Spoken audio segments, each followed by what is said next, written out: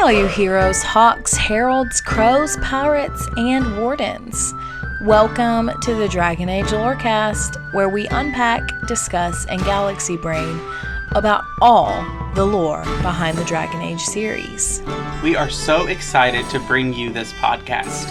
Every episode, we'll be talking about a different topic in the Dragon Age universe, from character deep dives to exalted marches and elven gods. We will cover it all.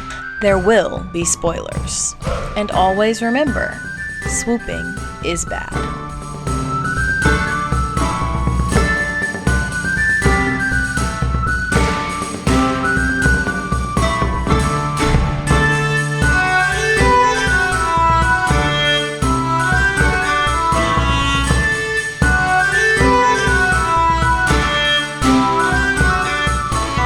Hello and welcome to the Dragon Age Lorecast, where we talk about the Dragon Age and its lore. I am one of your hosts, Austin, also known as Teacup. And I'm your other host, Shelby or Shecup. And we're here continuing our Books of Dragon Age series in our Season 8 for the first half. And so today we are talking about the book Hard in Hightown, which is a little different than the other two books we talked about for various reasons. But I'll let Shelby kind of introduce that as she gives us our overview.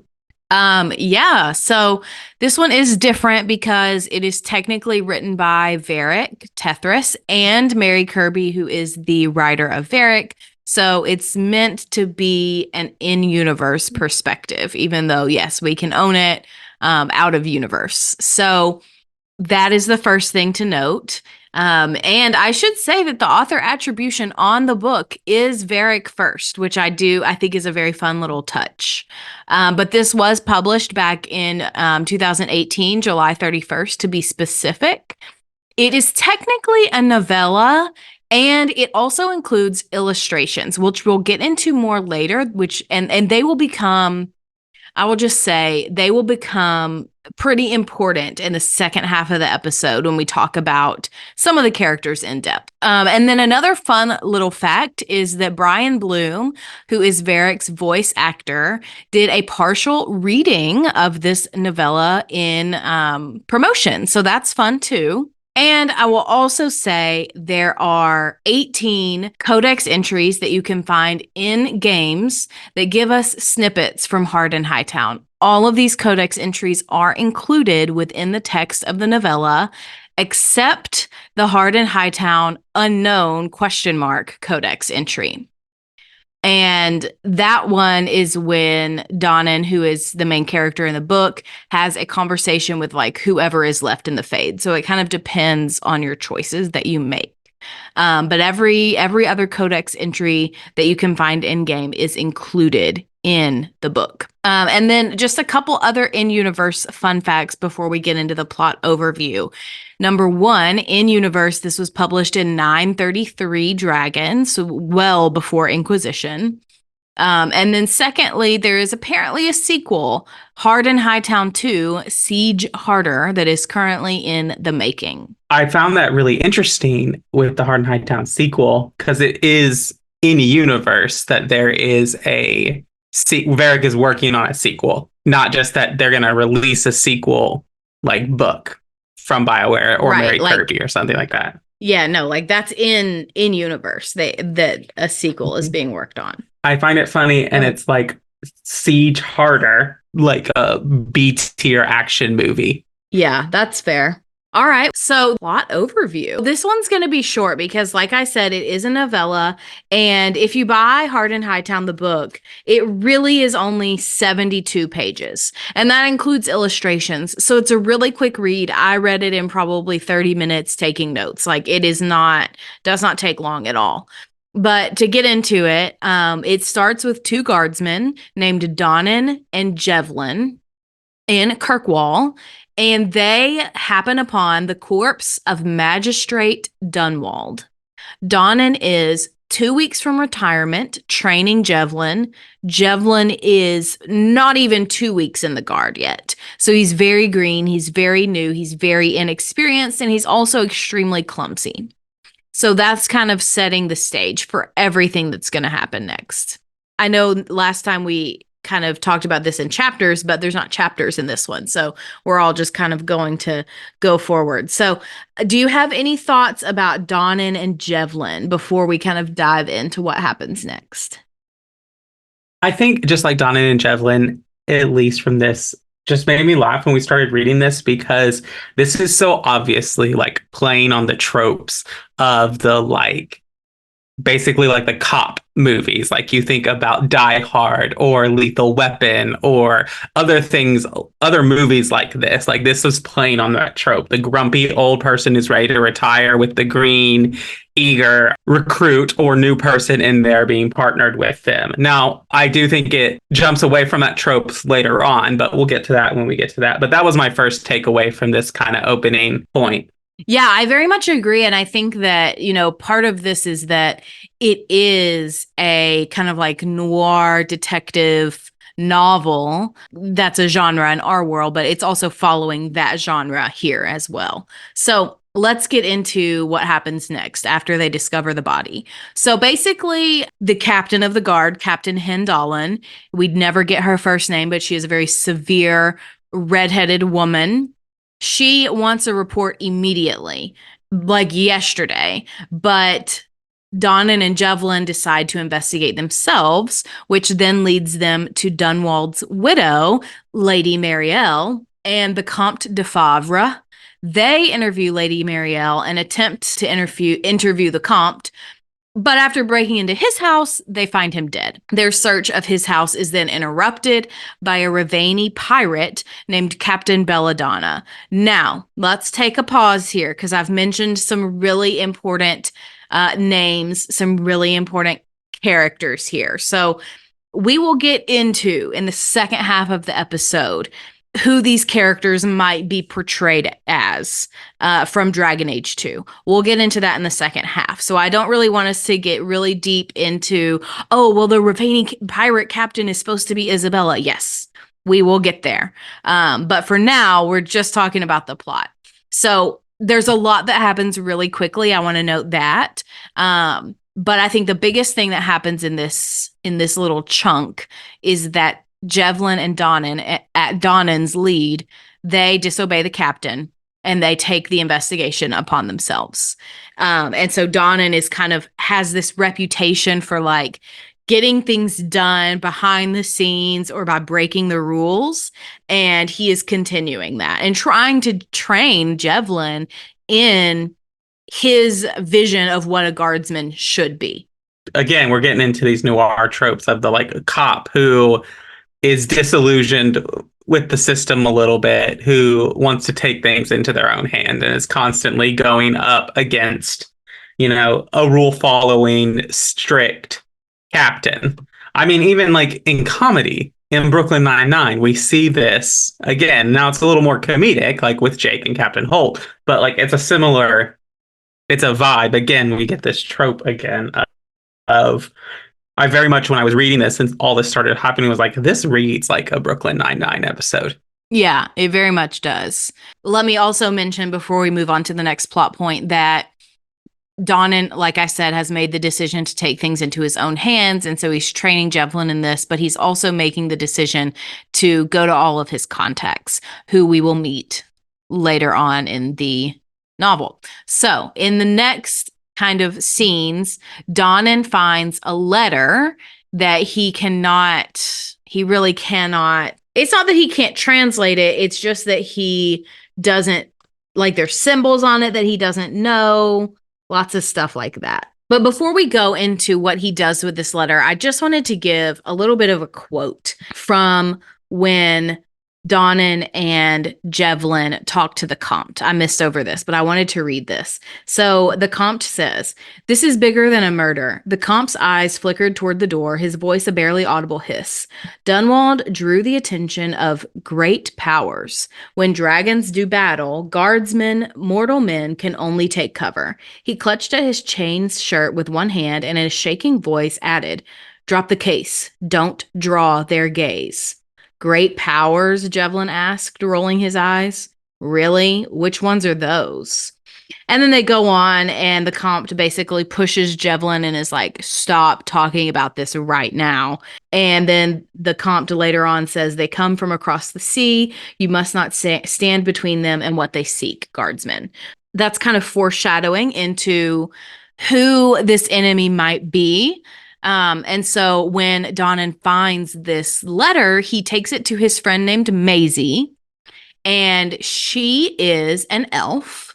So Maisie specializes in something called sigillography, which is basically deciphering different sigils and symbols. And so Donnan finds this letter. It has a symbol of crossed blades on it.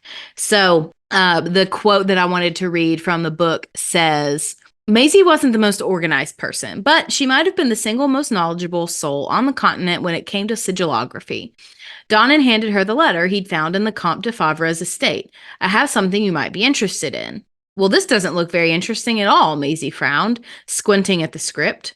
What you have claimed belongs to greater powers, she read aloud in the deepest, grumbliest voice she could manage, mocking the letter writer. You will surrender it or answer to us. That's just a lot of rubbish, she said. Not that, Donnan corrected her. Look at the back. She flipped the letter over and cooed as if she'd found a lost puppy. Oh, aren't you just perfect? Maisie. Donnan spoke in a loud, firm voice, trying to remind her that he was still in the room. Whose seal is that? Oh, it's the executor's, of course. Yeah. So like the mention of the executors really got me thinking of like, okay, is this something that Varric is making up, or is this a real thing in Thedas? And turns out it is a real thing in Thedas. We'll get into kind of a discussion about them in depth and where they appear in the lore in our analysis section. I think, and I know that we're going to talk about this, but reading this and when I first meet Maisie, this one I think is one of the more obvious comparisons for a character that is just like, okay, this is a little on the nose. Yes, I very much agree. Very much agree. And it's very much like there are lots of characters in this that could possibly symbolize other characters from Dragon Age 2, for sure. But there are some like this one where it's like, okay, this is Meryl. There's no dispute about it. And the same is true for the Ravani pirate captain. That is supposed to be Isabella. So I think the big thing about the executors, it being the seal of the executors, is kind of like this is the central conflict of the book. Because, nobody really knows what the executors are. So for Donnan, it very much feels like a dead end. But Maisie even goes on to say, like, well, they're not real. Like, it's just, it's fake. Why are you concerned about it? And Donnan is like, well, there are people dying, so it can't be that fake. Right. And like with a name like executors, it's pretty odd. Like, okay, they're killing people. Like they can't be, either someone is playing into this myth or they're real. Yeah. Right. But another thing I wanted to read just right before we moved on is this one quote was so funny to me. It happens at the very end of this conversation. They are basically talking about, like, could it be the crows? Could it be this group? Could it be that group? And it says, Donnan sighed and rubbed his temples. If there were executors, where could I theoretically find them? Maisie's face scrunched up in thought. Well, if they really are murderers, where do bad people usually go? Darktown? The Foundry District? The Quays? She stared absently at the book in her hands. Oh, the Merchants Guild, maybe. She turned to Donnan, hopeful. And I just wrote in the novel, LOL, Varric really hates them. Because, yeah. Yeah, it's really, the book in all is full of kind of like jokes like that of like, oh, this is hilarious because, especially one that's coming up with Belladonna in a little bit. And one of the comments that is right in there. Do you want me to read it? Uh-huh. Yeah. Okay, so after this, they go down to the docks where he goes to talk to the Ravani pirate captain, Belladonna, and this is what it says. So you should be reminded, Isabella makes a comment in Dragon Age 2 that she says, I like big boats and I cannot lie. That's the first thing you've got to know to understand this reference. So then the book says on page 39, the Dragon's Jewels was a big boat, the largest in the harbor. Belladonna liked big boats and was more than brazen enough to fly her Felicissima Armada flag openly in the harbor. Even without the Raider flag, Donnan would have known it was her ship. A carved figurehead of a woman, painted in vivid colors, making a remarkably lewd gesture, drew the eye past all the more sedate merchant vessels.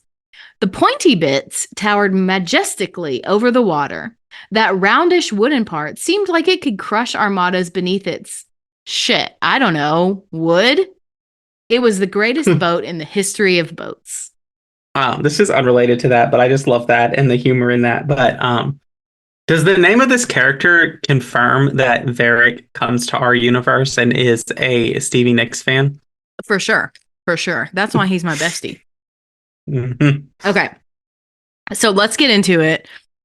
So in this section, he's gone to the Dragon's Jewels. He's gone to Belladonna's boat, where he finds that her crew that she's left there on the boat has been massacred.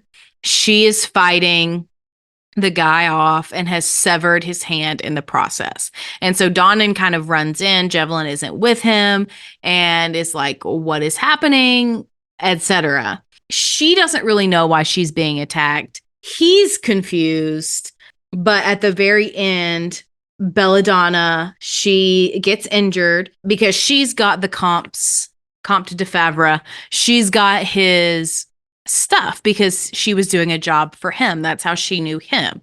And so she went and she opens the what are they called? The shipments, the stuff that the Comte had ordered. And so the book says, she looked up at Donnan, eyes sharp. You really think that blighter was after the Comte's garbage? Donnan loosened the knot and unwound the layers of oilcloth covering the Comte's unpaid-for artifact. There's no doubt of that. In the wrapping was an ancient, rust-pitted sword.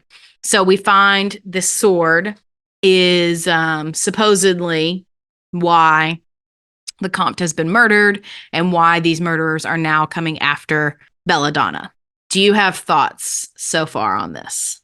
I do think it's interesting, mainly because like the introduction of the sword and what the sword is going to be, because this particular sword does make an appearance in Dragon Age 2. Not the like actual one, but a copy of it in Fenris's story, and just like the emphasis on that. And like one thing that intrigued me about this book is a writer writing a book as one of their characters writing a book, which I don't think is easy to do. I mean, we often see like letters in books where authors are writing from the perspective of that character. And so I just think like including all of these lore additions, even though this isn't a story that actually happened in the Dragon Age universe, it still is like producing lore on things, especially like, and this is probably one of the big lore reveals of the book, is what this sword is. Back to the plot, though.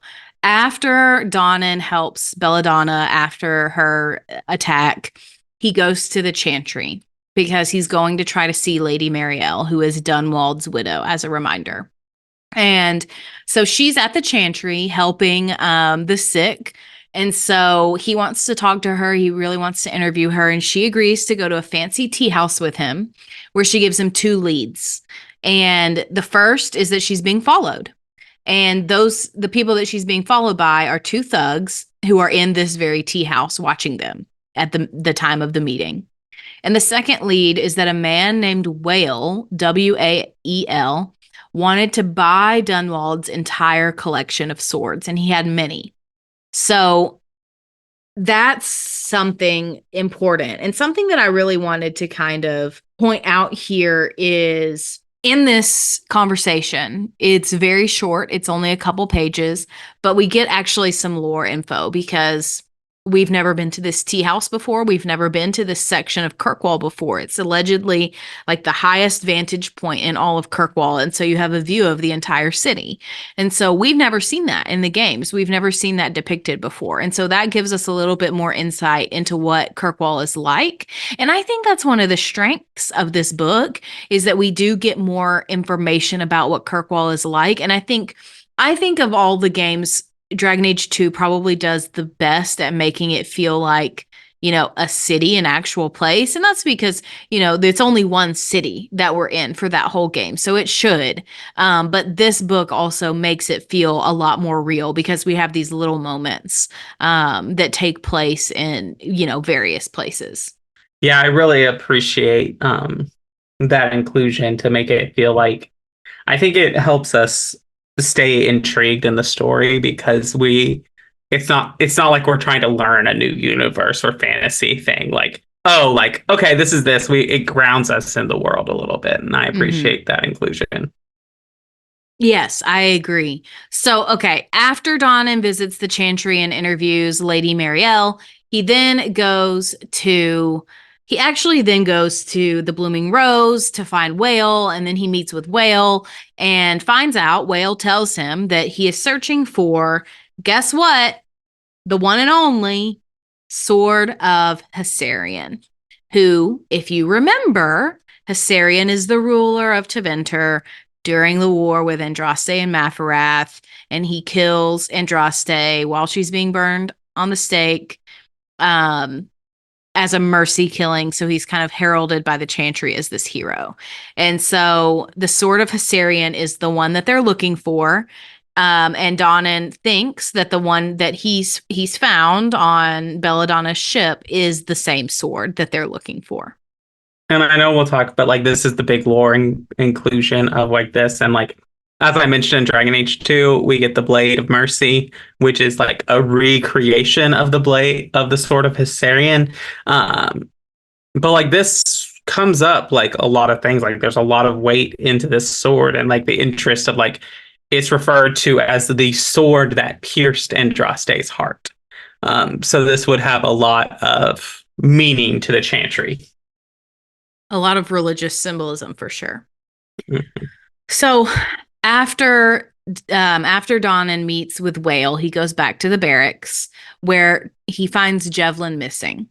Jevlin is not in the barracks. His bed is bloody, and there's a ransom note on his bed or near his bed that says to bring the blade to the quays at midnight. So Donnan is stressed, very stressed. He doesn't really know what to do. At least that's how it's portrayed to us. But he ultimately decides to go drinking at the Hanged Man, of course, until midnight, where he then goes down to the docks with a fake sword. He gets Whale to admit to killing Dunwald, and when Whale realizes the trick, he then threatens Donnan as well. And that's when the guards and Captain Hendallen arrive and arrest Whale. However, this is where the trick happens, right at the end. As the guards leave after Captain Hendallen has left, Donnan is ambushed by Jevlin. And Jevlin wants the real Sword of Hessarian. And that's when Donnan realizes that Jevlin was the inside man all along, and that he was the one who actually murdered the Comte, and his missing hand indicates that he was the one who tried to murder Captain Belladonna as well. So Jevlin and Donnan fight. In the battle, Jevlin is killed and Donnan is seriously wounded. He flees to the Chantry for healing, where he finds Lady Marielle. Donnan then gives her the real Sword of Hessarian, the shipment that Captain Belladonna gave him to take to the Divine. When asked to name a reward, he simply asks that she put in a good word for him with the Maker. And that's the end of the book. It just kind of ends like in a similar way of like, it ends in a way of like, this is like more of a serial kind of thing of like, until next time, like, oh, this adventure is over. Like, it's not meant to be this drawn out thing where we get a big sense of finality or whatever. It's meant to be like, tune in next week for Heart in Hightown or something like that. Yeah, I very much agree. Like it's not supposed to be this great novel, this epic story with everything woven together perfectly. Like it's supposed to be almost bite-sized chapters that could be published in a newspaper, that could be distributed among the people because the people are reading this like weekly on their way to work or whatever. It's definitely not, like you've said, this great classic literature. It's not, and it's not supposed to be classic literature. However, the fact that it becomes the most widely read book in Thedas is a testament to how it captures the population's interest. I definitely agree with that. So, are we ready to go to our mid break? And then we can kind of come back and talk about characters and lore? Yeah, let's do that.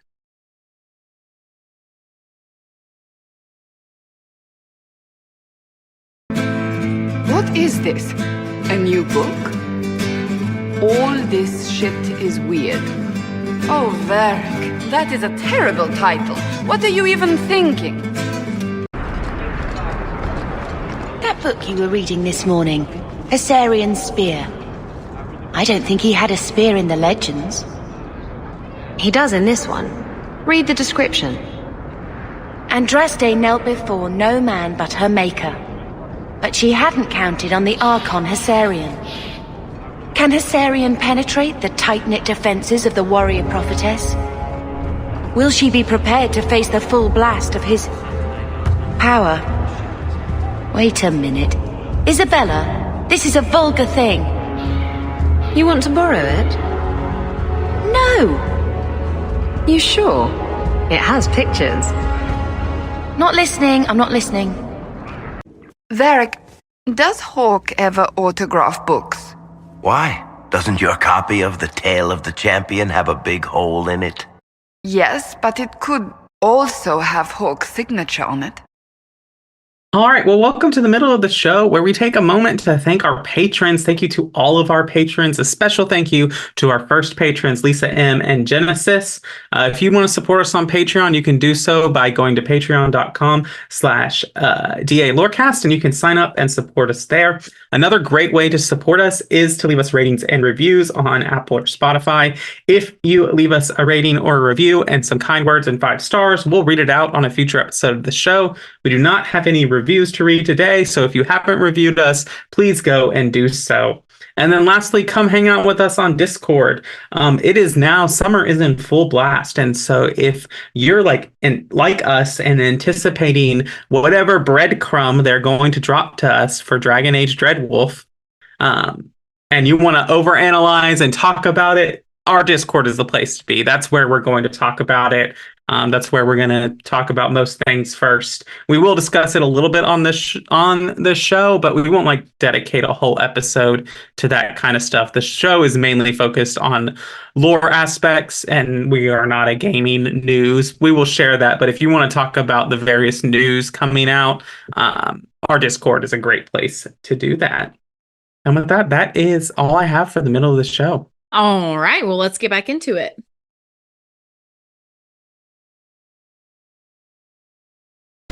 The past years have been so busy. We have earned at least a few moments of rest. A calm night out sounds... Oh, bravo! Bravo!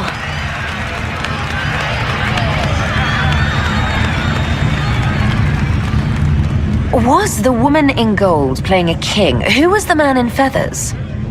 Oh, it's all very simple. The first actor's mask is determined by... well, I will lend you the program guide. But tell me, did you enjoy the performance? That was one of the greatest things I've ever seen. Truly. That part with the glittery, and they actually set fire to... Yes, I truly enjoyed it.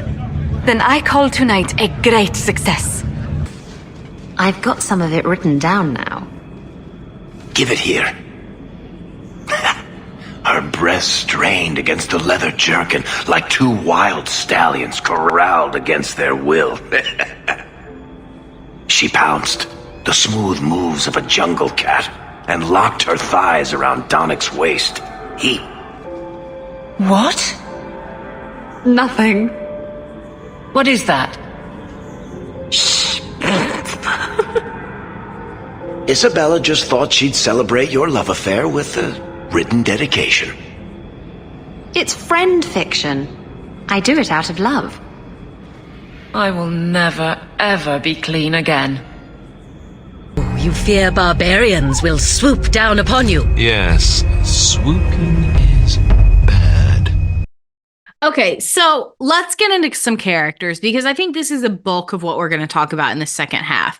There are several characters. I'll just name them: Donnan, Jevlin, Captain Hindalin, Lady Marielle, Whale, Maisie, Belladonna. And we didn't mention this in the first half because this character plays such a slight role. But Ferris is a bartender in The Hanged Man. He is a white-haired elf.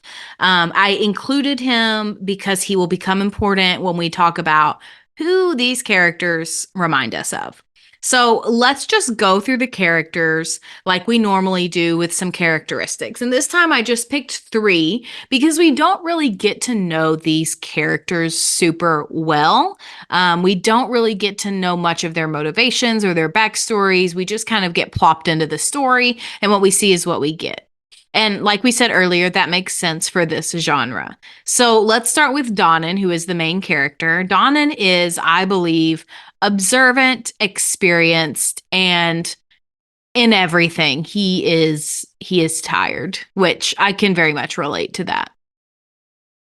And so Jevlin, just moving on a little bit, Jevlin is very clumsy. He's very inexperienced, and he's portrayed as, whether or not he actually is, we can debate that. But I think he's portrayed by Donnan to be dumber than a box of rocks. Like, Donnan does not have faith in Jevlin's ability to put on his own shoes in the morning.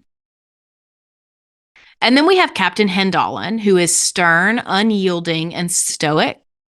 We have Lady Marielle, who is empathetic, determined, and she's also grieving. In Whale, we find a mysterious, cryptic, and reserved man. In Maisie, we have an energetic, ditzy, and book-smart elf. In Belladonna, we have an ambitious, seductive, and calculating Ravani woman. And then in Ferris, we have a witty, sarcastic, and street-smart elven man. Before we get into who these characters remind us of, I wanted to also give you some lore background information. And this is that according to an interview with Mary Kirby, Hard and Hightown actually started a fistfight in universe in the Kirkwall barracks over whether Donnan Brennakovic was inspired by Donnic Hinder or Brennan Evighan. And so Donnic Hinder is the man who goes on to become Aveline's second husband, and then Brennan is another guardsman. So the people were very, very opinionated over whether Donnic or Brennan was the one who inspired Donnan in this book. Yeah. I think it's probably a yes, and that Varric just created a guardsman based on the guardsman that he saw and interacted with. Mm-hmm. Yeah, I think that's probably fair. Okay, so let's get into these characters for a little bit, because I think that all of these characters are symbols or symbolizing other characters in Dragon Age 2. I think there are about 4 that are completely unambiguous. 4 characters that are like, yes, this is supposed to be this character from Dragon Age 2, and there's no discussion. So this is my opinion. You can disagree with me if you want to, but you're not going to change my opinion on this. So the 4 that I think are completely unambiguous: Captain Hindalin is supposed to be Aveline. Lady Marielle is supposed to be Femhawk. Maisie is supposed to be Meryl, and Belladonna is supposed to be Isabella. So I definitely agree with most of these.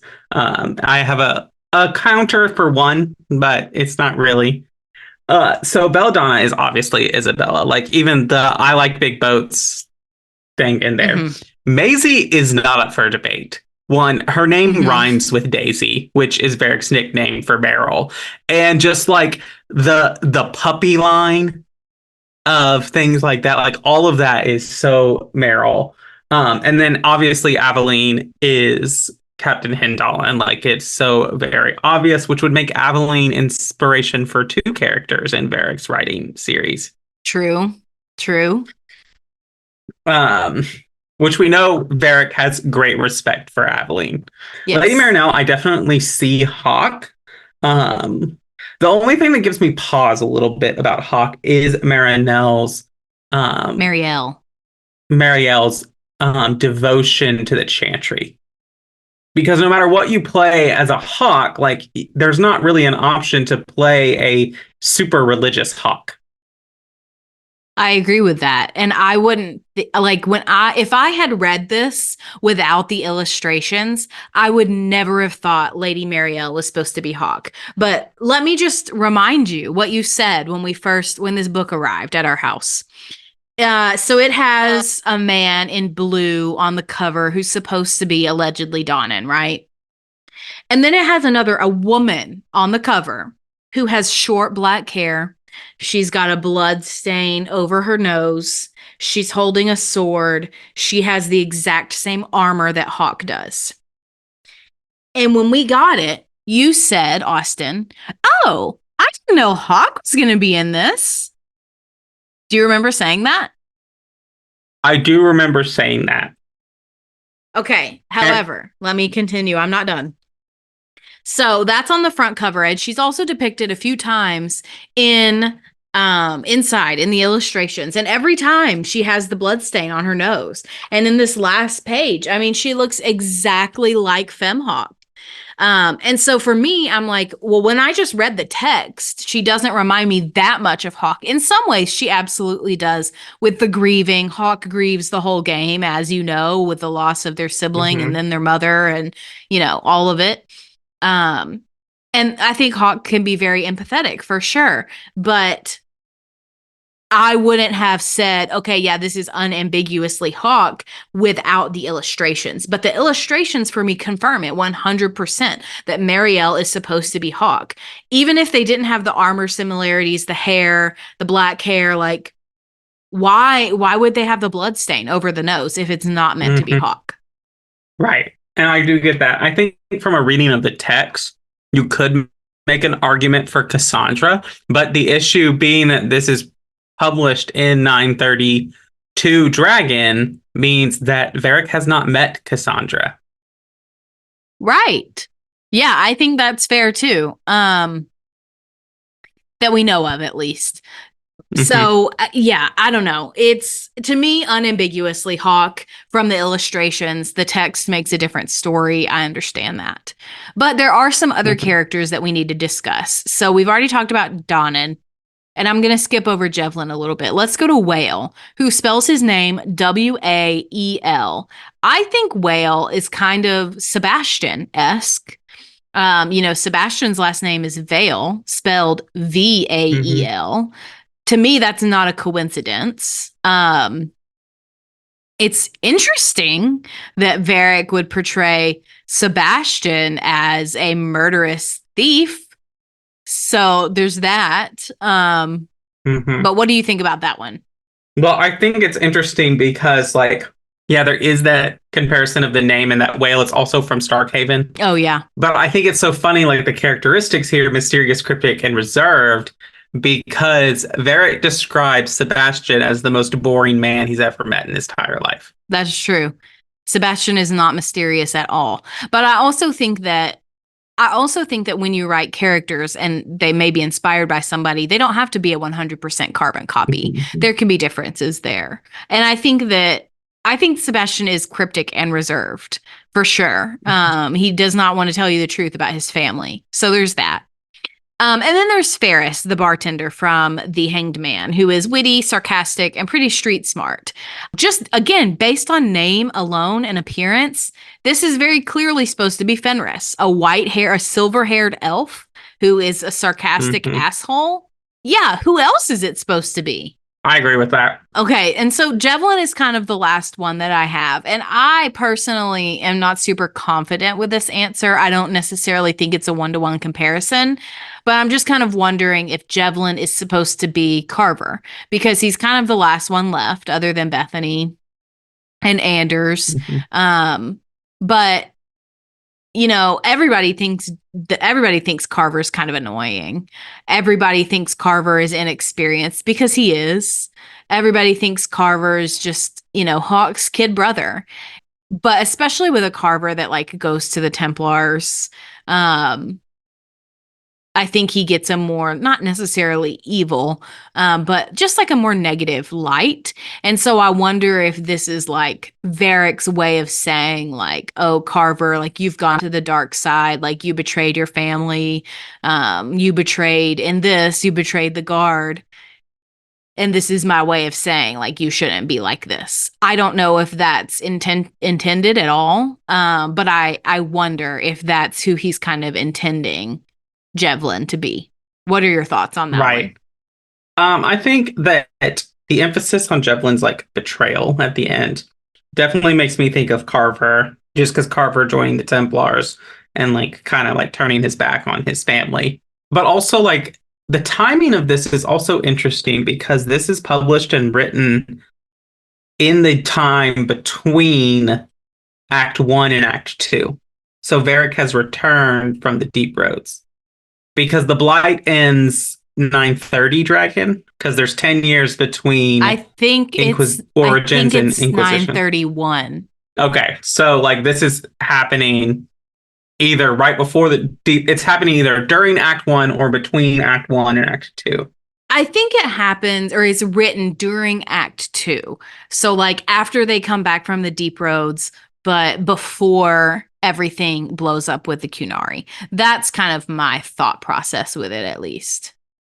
Yeah, so I think that the betrayal could take a lot of emphasis in a lot of places, Carver's betrayal, but also Bartran. I think Bartran could be an influence in here. And mainly because, like, obviously Donnan represents, like, you could say he's compared to Donnic or Brennan, and we have in-universe confirmation of that. But I also think Donnan is Varric's perspective, like Varric's personality, Varric's voice in this book, which would explain, and like Varric has always taken the role of, I need to watch out for Bartran because Bartran is so focused on restoring our house's glory that he's not really looking out for himself or making wise decisions. And then Bartran betrays them. And I think that that's a similar, I see that relationship between Donnan and Jevlin a lot like that too. I think that's a really apt comparison, and that honestly has more of a convincing tone for me than Carver. However, I also think that Varric has been betrayed several times, right? Like Carver betrays Hawk and he's affected by that. Bartrand obviously betrays the party. But also I think Varric probably feels betrayed by Anders too when he does what he does.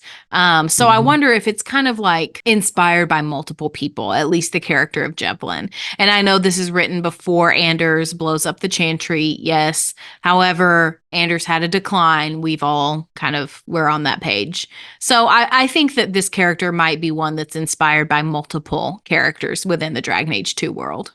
All right, so let's get into some analysis, some lore things. I know we wanted to talk about the Executors. That's kind of like the lasting lore piece for me that comes out of this novel. I know there's not a lot in here that may have effect on Dragon Age Dreadwolf, except for the Executors, I think is possible to be affected in the next game. And so I just wanted to read a little bit from their wiki page, and then we can talk about where they appear. So the wiki page says that the Executors are mysterious representatives who speak on behalf of powers across the sea, presumably entities from beyond the Amaranthine and Boric oceans. They are believed to be organized and maintain a number of agents and resources across Thetis, but their motivations are unknown.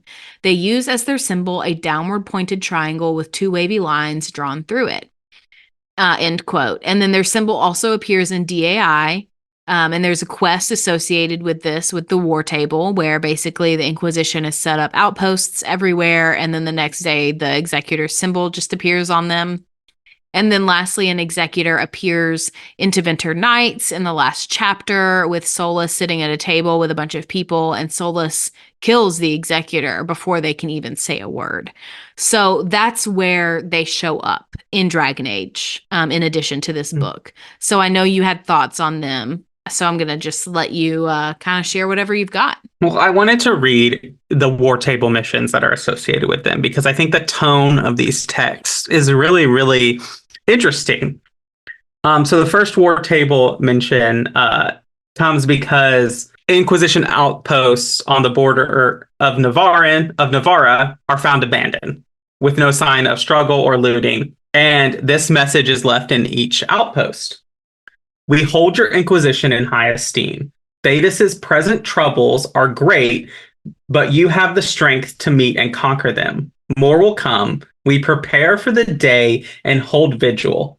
Do not look for your men. Do not mourn them. They have given themselves of their own free will to a higher cause.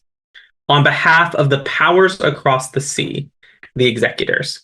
And then the second one is after you follow up of Liliana trying to unmask these people. This is sent directly to the Inquisitor. Compliments to your spy master. She is a resourceful woman. She once traced our agent to Cayman Bree.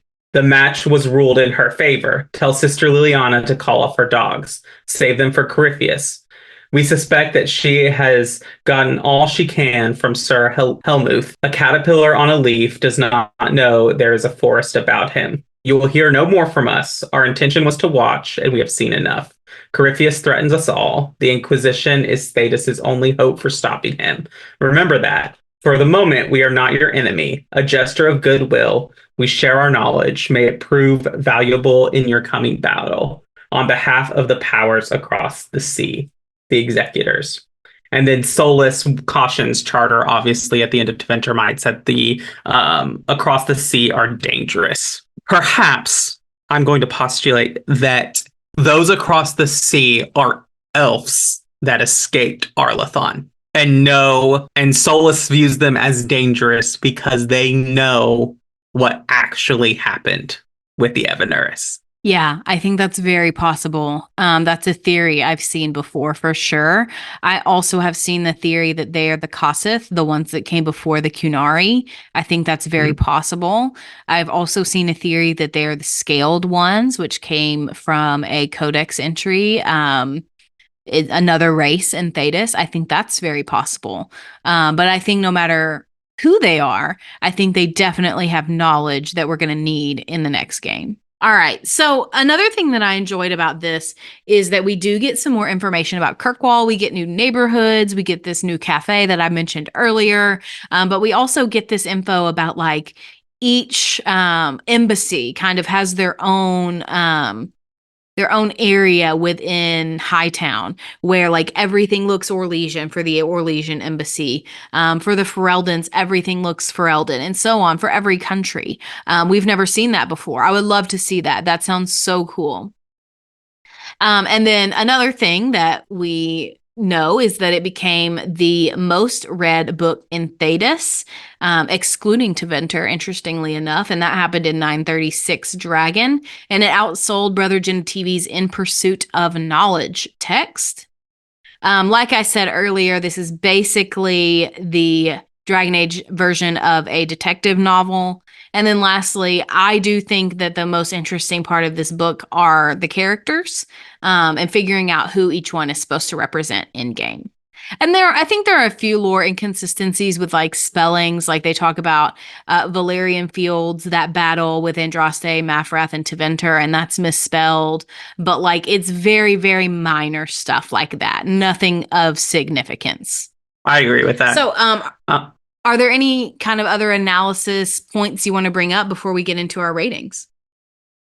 Just one thing. I remember in the book when it was talking about the Orlesian district and that most of the noble families in Kirkwall live in this district because they trace their lineage back to Orlais or Tevinter. And now it just made me wonder and think of like, okay, what's the Amel? Like, are they Orlesian in ancestry? Are they Tevinter? In Teveen, I guess is the way to say that in ancestry. Yeah. I want to say they are Ferelden, but maybe not. Maybe they're from Orlais. But you know, the mage origin in Dragon Age Origins, if you're a human, is an ML. So there's that. Because Leandra states that the Amels have been powerful in Kirkwall since Garahel defeated the Archdemon, which would be the fourth Blight. Right. So I guess that's like a long time, but they could be a new family, and so they could be like a truly Kirkwall family. That's also true. I think that the answer truly is that we just don't know. Mm-hmm. That was the only thing I wanted to add, but I'm ready to move on to our ratings. Do you want to go ahead and share your ratings first? Yeah, sure. So for plot, I gave it a 3 just because it has some twists in it, but it's a standard detective plot. But it was good. It was well written, but it wasn't like something to be like, oh my gosh, this is so great. So I gave it a solid 3. I also gave the characters a 3. It was entertaining to see and play the who's who kind of game. But other than that, they're pretty standard characters. I gave the prose a 4 because I do think that Varric, through Mary Kirby, is a much better prose writer than David Gator. I found the descriptions more entertaining. Dialogue also 4. Same with that. I think that these writers have dialogue down of making these conversations good. And then world building, I gave a 3 just because it just expands upon a lot of what we already knew. And it does brighten Kirkwall a little bit more in its history and its district, but I gave it just a 3. And so with that gives me a total of 16, which is a total for a 3.2 out of 5. Okay, respectable. So I gave everything except for plot and lore a 3. I gave the plot a 2 just because I found it to be just he goes from here to there. And that's it. He goes from the barracks to the comp's house to the hanged man to Maisie's house to Belladonna's ship to the chantry and back again. And that's pretty much it. So to me, I was like, we could have spiced this up a little bit more. But characters, prose, and dialogue, I all thought were fine. I didn't feel like there was anything really to write home about, like, oh, this was excellent and this was why. It just was very much like, yeah, this was good. Like, nothing else to say. And I do think it's hard to write in the vein of somebody else, even if you have created that somebody else. But then lastly, for lore, I gave lore a 4 because there were remarkably no inconsistencies, I should say. Whereas in the other 2 books that we've read, there were quite a few inconsistencies. And so to me, I'm like, okay, we got to go a step above average here. So I gave it a 4, which gave me a 15 out of 25. So yes, that gives me a score of 3. So I think a 3 is respectable. A 3 is a good book for me in my personal rating system. Anything lower than a 3 is where it starts to get, I didn't enjoy this. So I think this is in our order of rankings so far. Stolen Throne is number 1, Hard and Hightown number 2, and then The Calling is last. I think I agree with that. All right. Well, that's about all I've got for this episode. So unless you have anything else you want to add, I think we can wrap it up. No, I think we're completely wrapped up and good. Thank you for organizing this. Another good read. Definitely worth the 30 minutes it would take you to read this. It's 75 pages. Maybe if you're not a speed reader, it'll take you longer, but it's really not that big of a commitment, and it's a good story for all of that. But thank you for this. Thank you all for listening to the Dragon Age Lorecast. We will see you next time.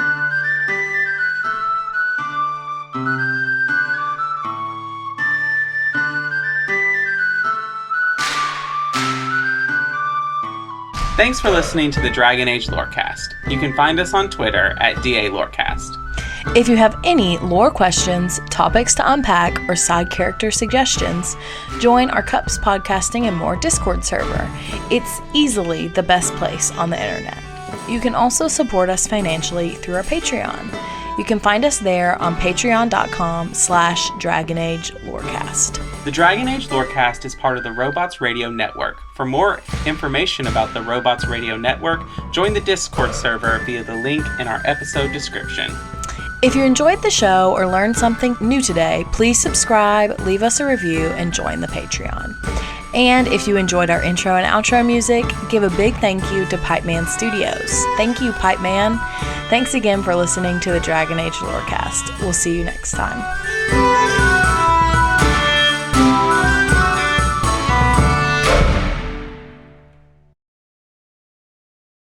Ever wanted to be a content creator but had no clue where to begin? Come join me as I sit down with content creators that have already faced the challenges you're up against, as they discuss the tips and tricks that help them be successful. Here on The Content Creator's Guide, available wherever podcasts can be found.